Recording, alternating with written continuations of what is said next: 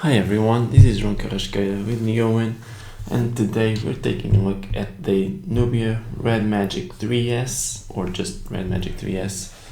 So I actually reviewed the original Red Magic 3 back in June, I believe.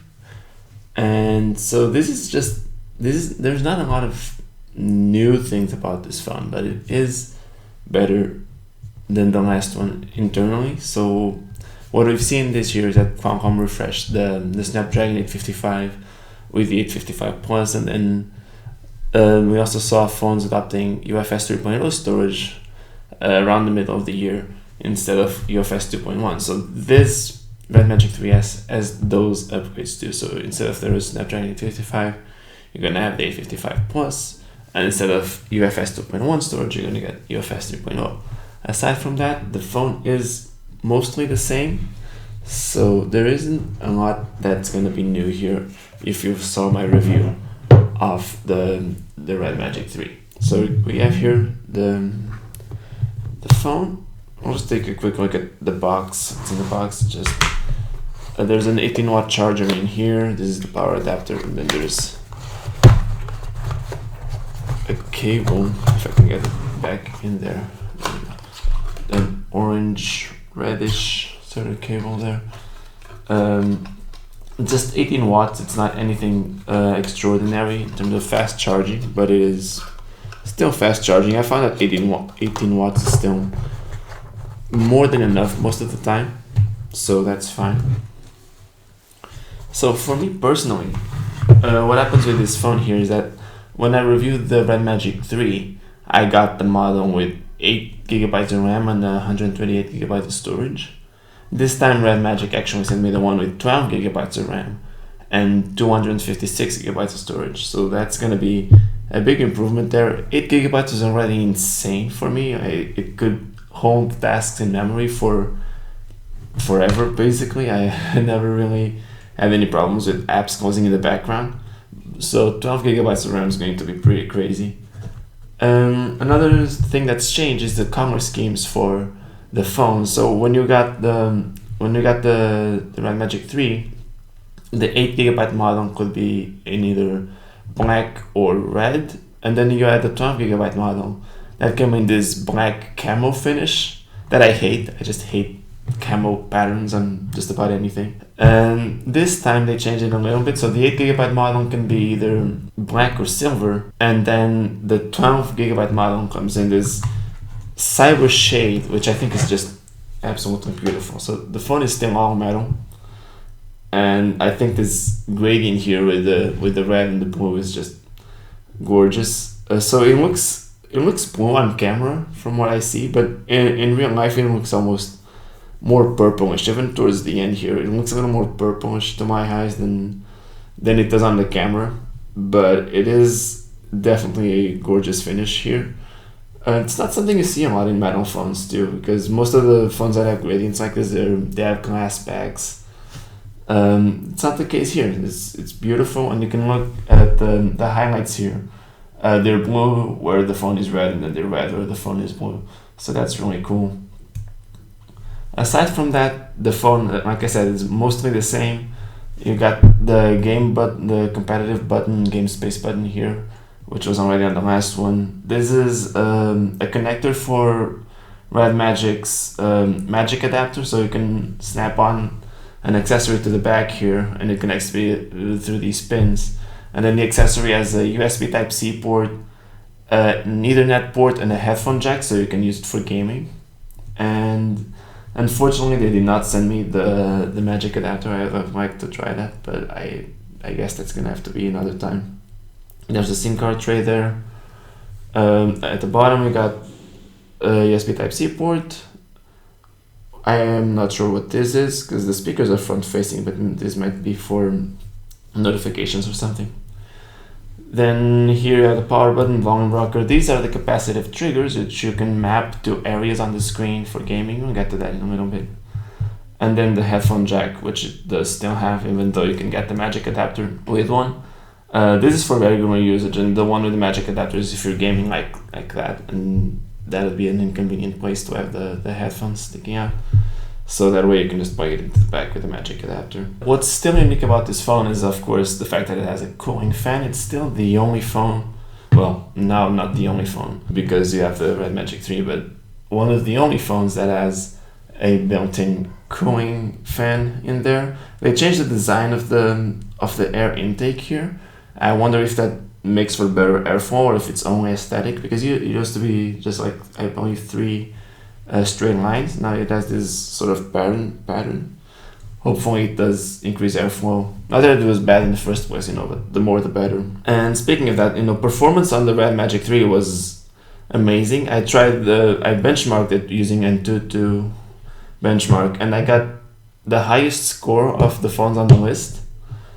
So now that this has the Snapdragon 855 Plus and UFS 3.0 storage, I think that's probably going to be the case again. Maybe not, but I would hope so.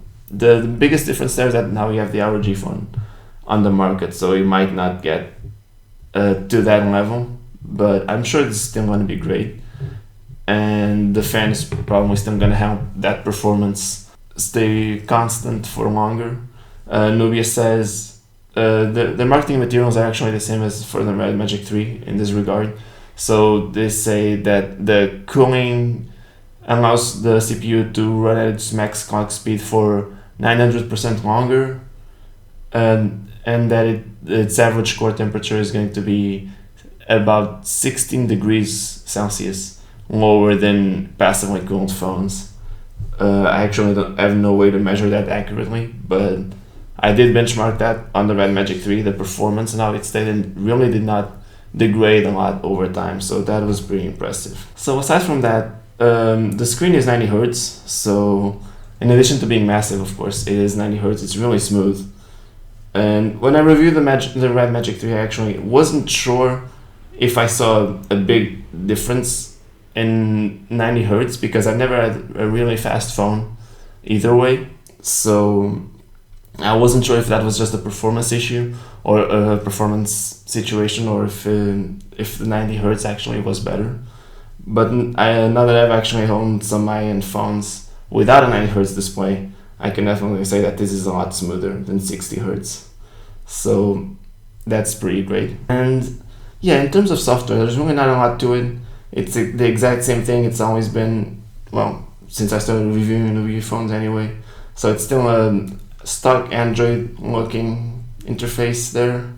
It seems to be still inspired by Android Marshmallow. We see the green color there for the icons on the notification center, and just the fact that the apps have the exact same design as the Android Marshmallow stock apps. These are not apps that you can update through the Play Store. I've complained about this a few times before.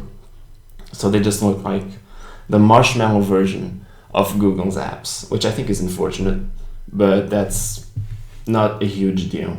So what's really unique about this phone, in addition to all the hardware there, is the game space interface. I'm gonna just mute notifications because when I turn that on, it's a little annoying. So you turn on the competitive button there, and it takes you directly to game space. And here you just have a library of games. This isn't uncommon for smartphones these days. You have a lot of phones that have these dedicated spaces for games. But here you can also control a bunch of things, like the RGB strip on the back, which is with this pattern right now, but you can customize it. If you go into the settings, you can just turn it off directly, because this causes the phone to heat up significantly. I've tried this on the Red Magic 3 and it did heat up a little bit. So it can get uncomfortable, but it looks really cool when you look at it. And whoops, I clicked something there. You can turn on or off the cooling fan, and you have all these settings here when you slide up here. So it disables the Android buttons when you turn on competitive mode, and you can't leave until you turn off the button here. So you have all these settings. You can choose your performance mode. You have to have actually a game installed, which I don't have right now. You have this 4D shock thing, so it has more accurate vibrations in some games. This is only for supported games. Then of course there's the touch button, which I was talking about with the air triggers here. This is how you map them, and I believe that now in the Red Magic 3S you can also map the fingerprint sensor to be a a trigger, so now you have 3 buttons if you can find a way to use them comfortably, which I'm not sure I can. But it is an additional trigger there. It could be useful for some games. And it has all these features. Most of this is already available before. Let's keep that in mind. What's new here though is that you now do have a screen recording feature, and you can do it. You can start recording manually, or you have this feature called the Red Magic Time. And what it does is it, in compatible games like PUBG and things, I actually don't know the entire list of games that are supported. Yeah, PUBG Mobile and some other games that I don't really recognize. What it will do is it will detect and record important moments in games, like when you get a kill and something like that. It'll just do it automatically and save that. So that's also new. But you can also record manually, which I prefer. I don't really see a point in recording automatically like that.